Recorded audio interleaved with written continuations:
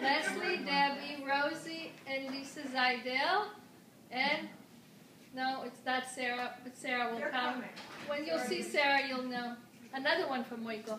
Anyway, a few technical things that I wanted to share with you before I'm going to share my talk about my dear father. There's no food. Usually, I like to serve food. I mean, come on, if I'm having a get together, I gotta have food. Well, there's no food because I'm a mourner. As a mourner, I cannot have a party. A party means food. So this is really not a party, but this is a class in order to elevate the soul of my dear father, Menashe Shmuel ben Yehonatan.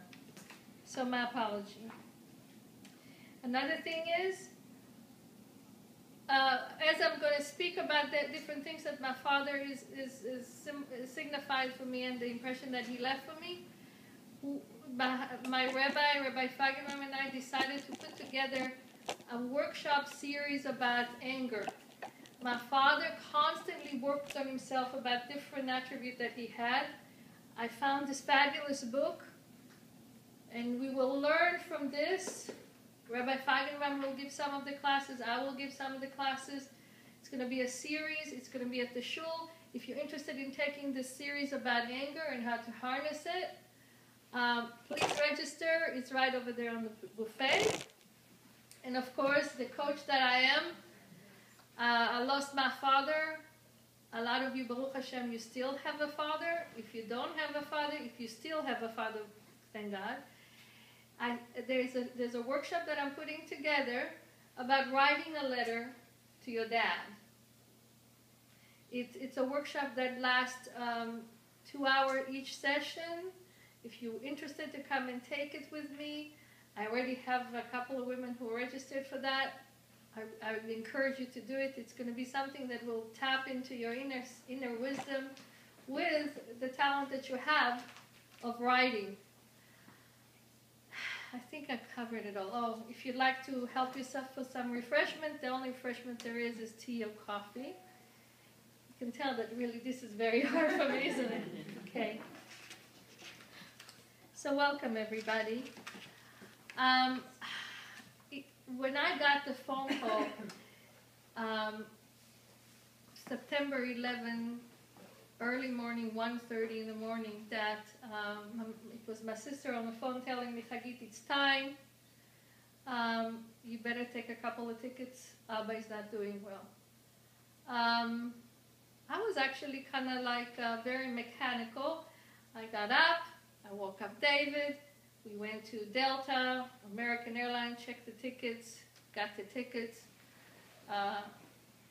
Amazing. Friends came to us and says, David showed up at shul. A friend came, took us to the airport. We were already on our way to Israel. And the thing is that my father has been in a nursing home. There's more chairs here. You're more than welcome to come. There's chairs here too. My father has been in a nursing home for the past 2 years. And I knew that there will be a day that I will get the phone call. And everybody's scared about getting the phone call. And the day came. And I was very matter-of-fact about it. The feelings did not come up. And as soon as I came to Israel, my phone did not work. I'm trying to call the house. Of course, it's not working. And luckily, I had some shkalim, I had some shekels. So I found a public phone. And I go to the phone booth, and I dial the number. And my brother answered the phone, and he said, come home as soon as you can. And I said, what's the deal? Is he alive? No. And I hung up, and I just let go of such a big howl that I think that They were getting confused if there was a landing of an airplane or it's me.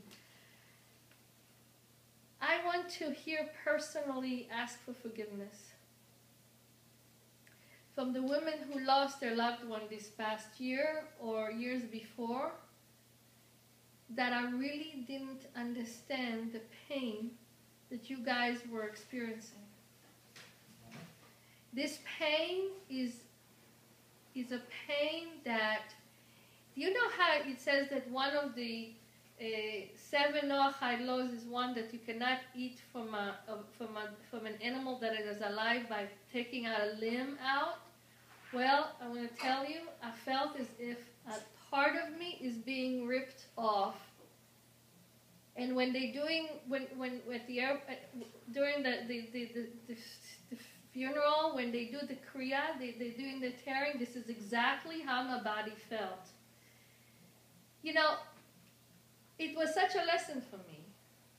The lesson for me is to be empathetic, because I really didn't understand the pain that you and you and you and Risa, that you guys experienced. I thought that I was saving myself and doing the right thing by sending a card and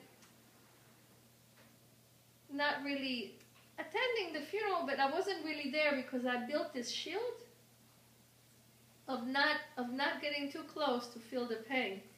And it really did not serve me, because it was such a double whammy when I felt that pain.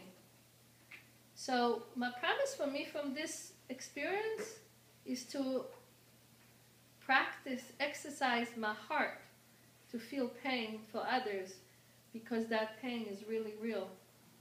And it doesn't matter to feel that pain, it's okay, because it makes me more empathetic. And we are all human, and when I'm empathetic, I'm connecting to you, but when I'm staying away from the pain, I'm not connecting. And I had to connect. And I had to connect, and I was in a funeral, and none of you were there. I grew up here since I was 21. None of my friends were there. And that was not easy. Anyway, my father was born 1932 in Persia. He grew up in Persia. Back then it's Persia, it's not Iran like today. And he forged his paper because he loved Israel. So he forged his papers that he would look like as if 16, but at age 14 he joined Youth Aliyah, and he made Aliyah to Israel with a bunch of other youth. And he got to Israel. He drafted to the army at the age of 16. He tried yeshiva, it didn't work, he didn't like it. He was a staunch Zionist. He wanted to be in the army, and he wanted to serve the land of Israel. So much so that he will get 10 agorot, which means it's like a cent, for painting reflectors that they would put on the road that you won't fall into the to the wadi or to the abyss or whatever, you know, when you're driving. So he would paint the reflectors, and he'll get a cent. Back then it was 10 agorot. It was a lot of money back then.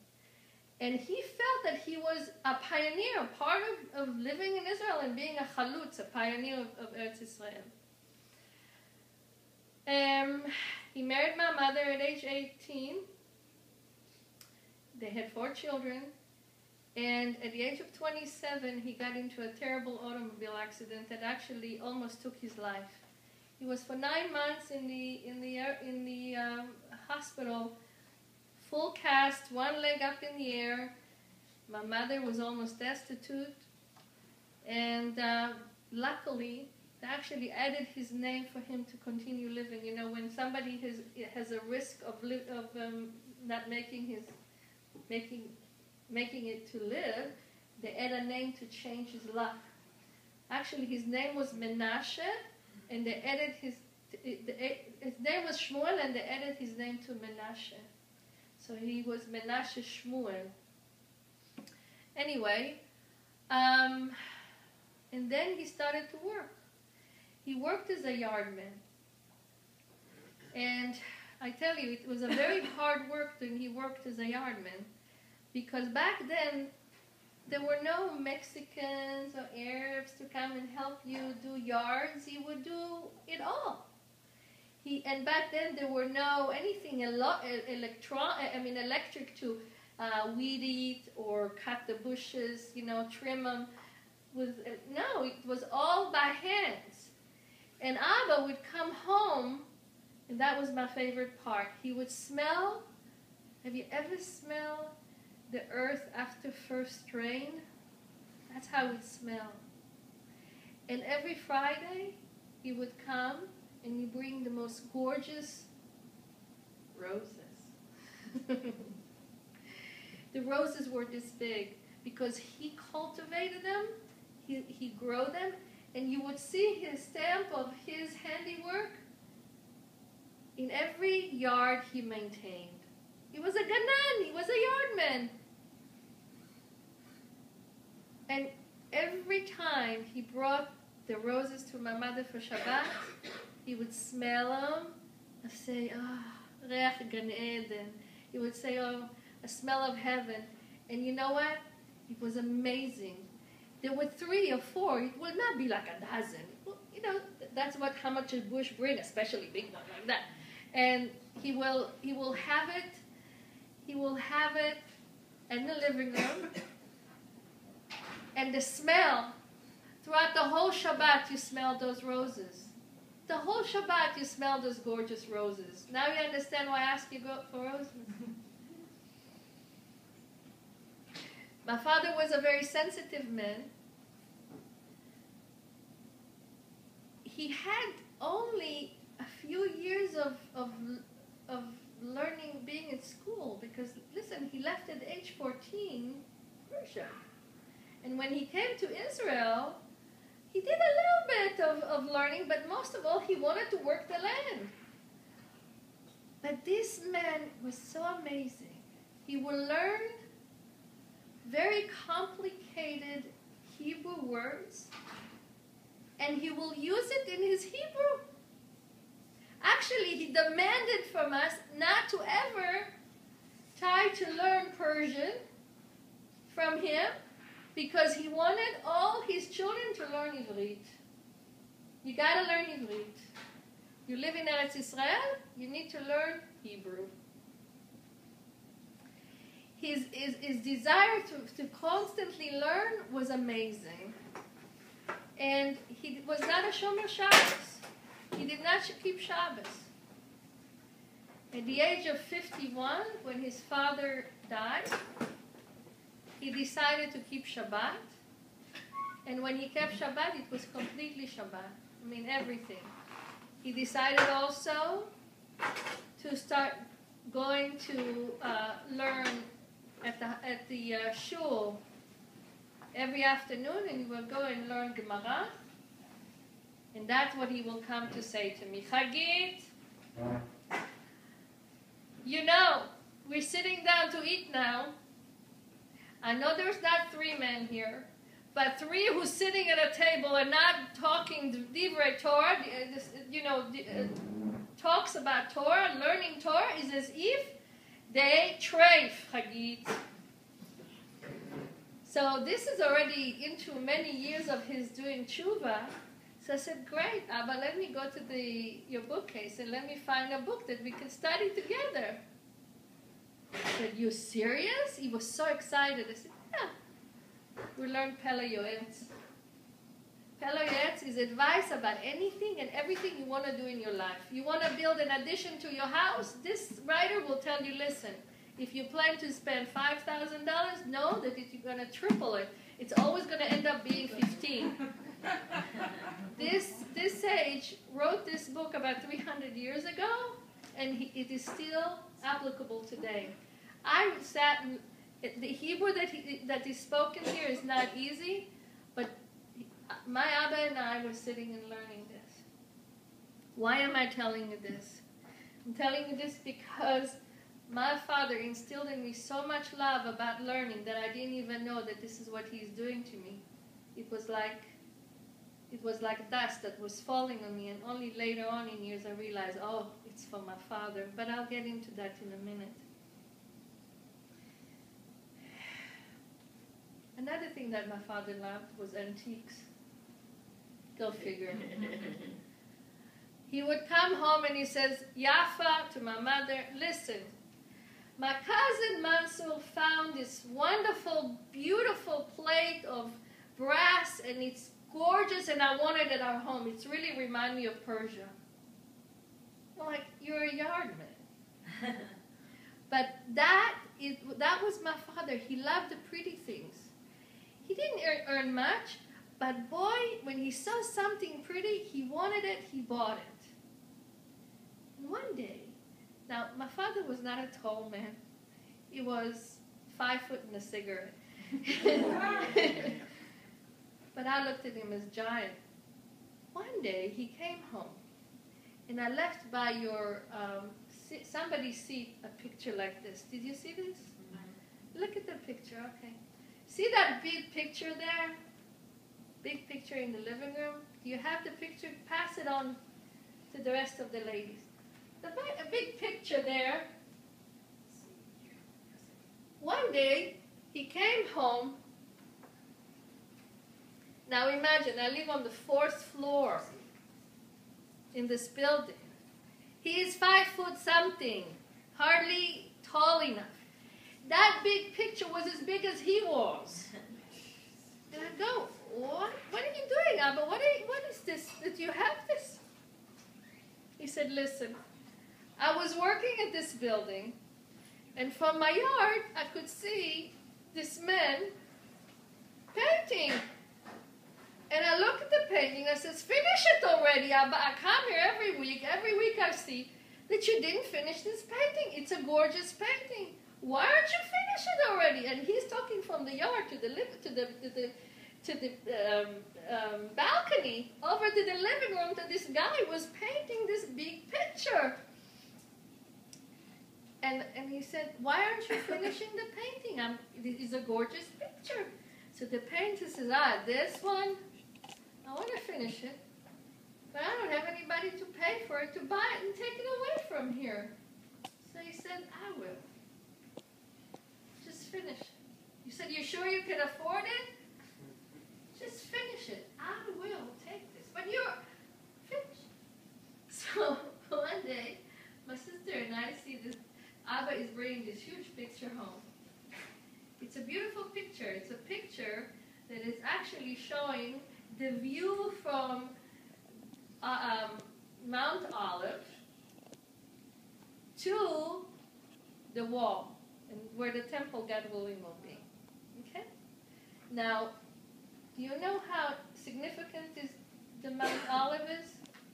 It says in the prophets that when the Mashiach will come, the Messiah will come, Mashiach will come and step on Mount Olives. Everybody who is buried there will come up alive and will head on to the temple. Okay? So here's this picture. And every morning, if you get a chance, there's a bunch of pictures over there on the table of my father. One of them is the position that my father took. Lying on the couch, looking at that picture. And yeah, by the way, the TV was under it. But he would look at that picture in the TV, and we looked at the picture of the TV. You know what a prosperity board is? You guys know what a prosperity board? What kind of car you want to drive?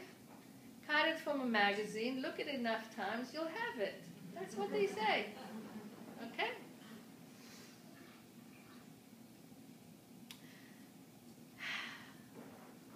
My father never bought himself a plot to be buried. Not for him, not for my mother. He never believed in that. He said, listen, I have enough money on savings. When I go, take the money, take care of the funeral. I'm not worrying about it. He did not want to look at death, even though he was not a healthy man. He almost died at 27. He got hit by the blade of a grass mower. The blade jumped and split his leg 3 times, and he made it. his heart. I mean, the boy guy, he had a list of different ailments, and he looked at death, but he ignored it. He just like, he lived till 80. Anyway, why am I telling you this? I'm in the car going to the funeral, and I'm asking my brother, where are we going? I know that in Givat Shaul, where everybody's buried, actually they're stacking them there. You know, it's so crowded. He says, no, we're not going over there. I said, where are we going? He says, well, they asked me, do you want to go there or do you want to go to the Mount Olives? And I said, of course, Mount Olives. I'm going, wow, how did you get a plot in Mount Olives? They asked me. There's actually a designated area in Mount Olives only for the Persian descent Jews who are just especially for them this area is. Now, in Mount Olives, ladies, there's no room for anybody. I mean, to think that somebody is buried in Mount Olives now, it's fully occupied. There's no room. I'm like, how did you get it? He said, I don't know. They asked me. I said, yes, let's go to Mount Olives. We get home. I'm sitting, you know, here on this very, very low mattress because, you know, as a mourner, you sit low. And we're looking up, and we say hello to everybody. And we're looking at this picture, and we're saying hello. We're looking at this picture and saying hello. And then my sisters jump, and she says, Abba, he knew. But he didn't know. But that was his prosperity board. Look, he's buried. He has a live picture of the Temple Mount from where he's buried. And we were all goosebumps. It was amazing. Now to the Dvar Torah. This past week, we learned about the fact that there are 3 angels coming to Abraham and Sarah, our forefathers, and announced to Abraham and Sarah that they're going to bear a child. Abraham was 100, Sarah was 90. So they laughed. Sarah was laughing. Abraham said, I'm old. Come on, how could this be? On the same token, if you look back forward for the leader of a Jewish people, Abraham and God come to Moshe, and he tells Moshe, listen, I want you to be the Jewish people leader, take them out of Egypt. And Moshe says, Hashem, come on, I'm kvad peh, I cannot speak, come on, I cannot do it. So, essentially, we have, each and every one of us, have 3 foreskins. I know, women don't, but in a spiritual meaning, each and every one of us have 3 foreskins. One, a man has on his sexual organs, another one on his heart, and another one on his mouth. That foreskin is being taken off at the age of 8 days for a Jewish child. But yet we get left with a foreskin on our heart and a foreskin on our mouth. And that foreskin is like a shield that does not, that is keeping us away from the unlimited possibilities that God is showing us. It's like a shield.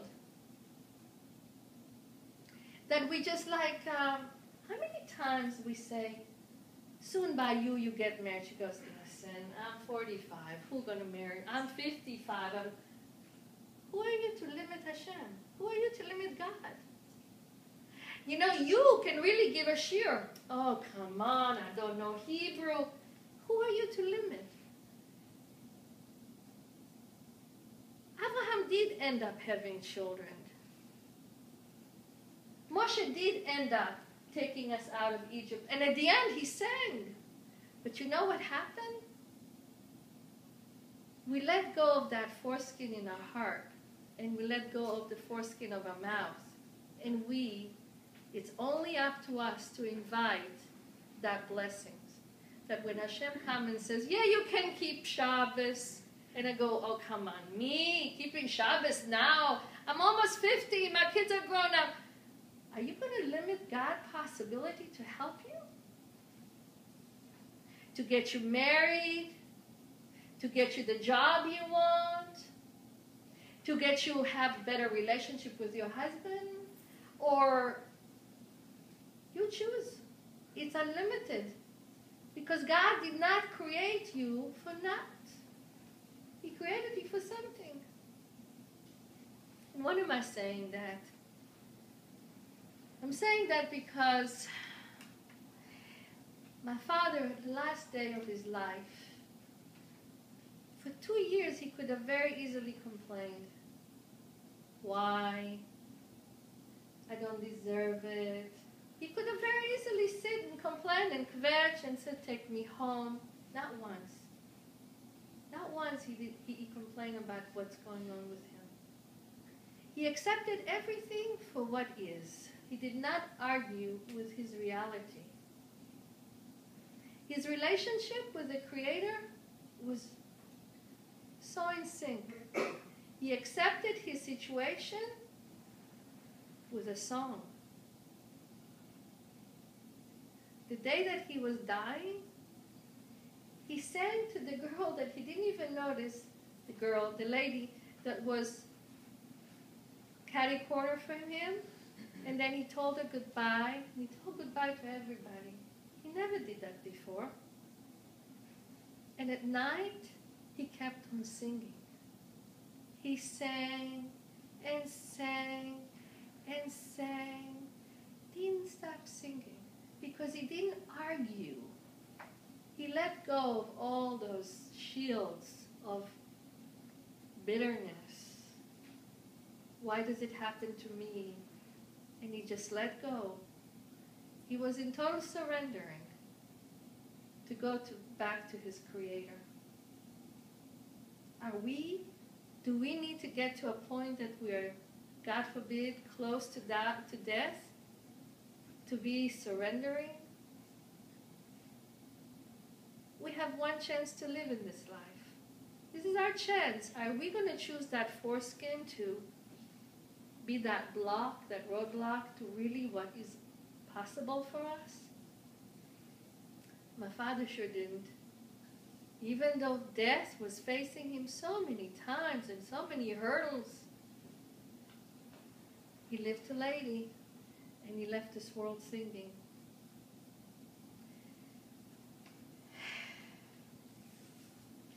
So, when I'm thinking about that, I'm thinking about, okay, how am I going to make it this year, knowing that he's no longer with me? Friday, I was crying bullets. I missed him so much. You know why? Because for years now, I would call him every Friday and ask him, Abba, bless me. Abba, bless me. And he will do the priestly blessing for me. And then he will say, all the brachot will come to you and to your, all the blessing will come to you and to your family and to your home. And when he had the stroke 2 years ago, I would still call him. Would still ask him, Abba, bless me. It says, Rabbi Nachman says that whenever we're doing something, we're doing a mitzvah, we're creating an angel. When we do a good deed, we create an angel. Boy, that angel was so strong this past Friday because my hand was going to the phone, wanting to call him and realize he's no longer here. I would just like go in my head, the number. And I'm saying, but he's no longer here. Well, maybe I'll just talk to the nurse. Maybe he'll tell me more about my father. But he's no longer here. And the more I was saying he's no longer here, I just decided I'm just going to let out this cry. I needed to cry. I called my sister. I'm crying and I'm saying, you know, Michali, I miss his hands. Because his hands had such... like my hands. So she says, I understand. I miss him too. Well, I'm cleaning up my home. If you notice, I'm staging my home now. I'm cleaning all the books that I'm not reading anymore because I'm selling my house. Don't worry, I'm not moving to Israel yet. Relax. And I noticed this book. And I'm going, I don't remember buying this book. And the name of the book is Family History. So I said, okay, I'll bring it to the kitchen. I'll look at it. Brought it to the kitchen, didn't look at it. I said, okay, I'll bring it to my bedside. I'll look at it. I brought it to my bedside. Shabbos morning, I'm looking at it and said, oh my gosh, I didn't get a chance to read it. And lo and behold, 2 pictures of my father. He's there. And his hands. Yeah. Hugging my niece. I said, hi, Abba. Thank you so much. Can you explain it? I sure can. And then I said, I need to have the pictures about the prosperity, the picture that I need to have a picture. Ladies, I did not make a bunch of copies of this picture. I went to look at pictures, and sure enough, there were how many copies? Just there. Wow. I don't know how to explain it to you. So Abba, yes, you're not here, but you're in me. I look at my hands, and I see you. My ingrown toenails, thanks to you. My smile, it's yours. Me remember things by heart because of you. Loving Torah because of you. When I get out of my apartment in Israel where my son lives, is the apartment that my father maintained, its yard. And when I see the roses, I see you. When I sing for you.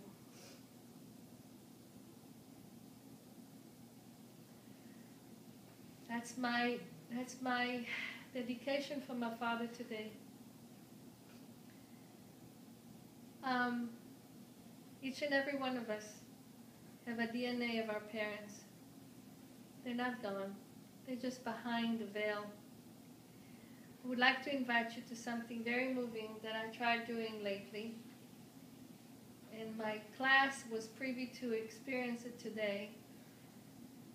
And it's an opportunity for each and every one of us to let go of the veil, let go of the foreskin, and just feel God's presence. If you like, I'm inviting you to this, to stand up a minute.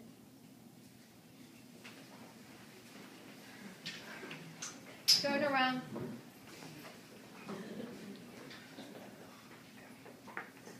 If you don't mind, turn off a little bit of the lights.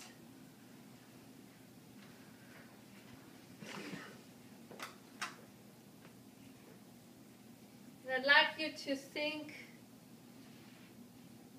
for a moment that you are approached by God. You're standing in front of Him. I invite you to close your eyes. Breathe into the presence of God and see yourself standing in front of God.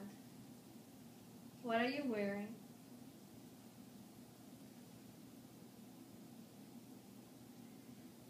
What are you feeling? What do you want to tell Him?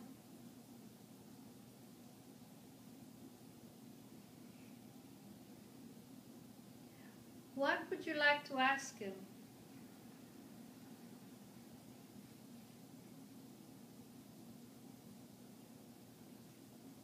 listen to the message.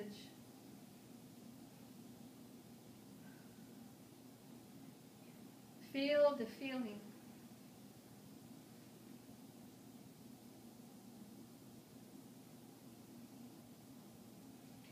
Embrace it. Take it home. And tomorrow, when you get up in the morning, try to come to Him again with the request, with the gratitude, with the love. Breathe into it. One big breath.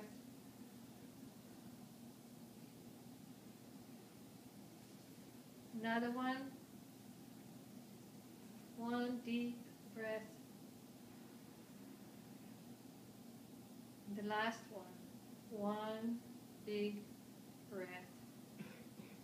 And slowly open your eyes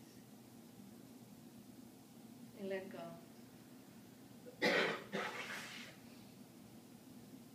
You can turn around.